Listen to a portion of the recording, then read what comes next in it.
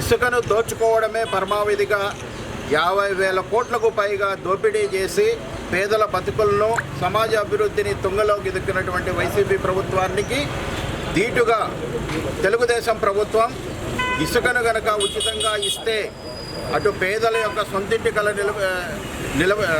కళ నెరవేరుతుంది, భవన నిర్మాణ కార్మికులకు ఉపాధి దొరుకుతుంది, అలాగే సమాజంలో నిర్మాణ రంగం అభివృద్ధి అయి ఇన్ఫ్రాస్ట్రక్చర్ డెవలప్ అయి సమాజం అభివృద్ధి చెందుతున్నటువంటి ఆలోచనతో ఎన్నికలకు ముందు మేము ఇసుకను ఉచితంగా ఇస్తాం, ఇన్ని రకాలుగా సమాజాన్ని నాశనం చేస్తున్నటువంటి ఇసుకను ఉచితంగా ఇస్తున్నామని చెప్పి మేము ఎన్నికలకు వెళ్ళాం.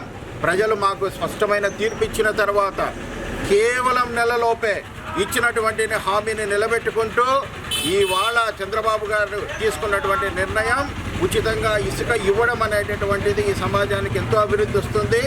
ఇవాళ నిర్మాణ రంగ కార్మికులైతే కనుక ఎంతో సంతోషంగా ఉన్నారు.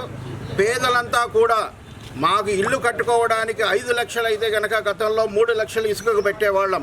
ఇవాళ 2 లక్షల పైగా మాకు ఇసుకతో డబ్బులు మిగులుతుంది.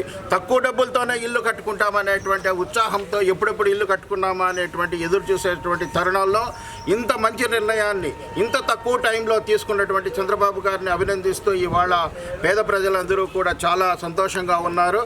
ఆ సెలబ్రేషన్లో భాగంగా భవన నిర్మాణ కార్మికుల సమక్షంలో వారికి మేము పాలాభిషేకం చేసి కృతజ్ఞతలు తెలుపుకుంటున్నాం.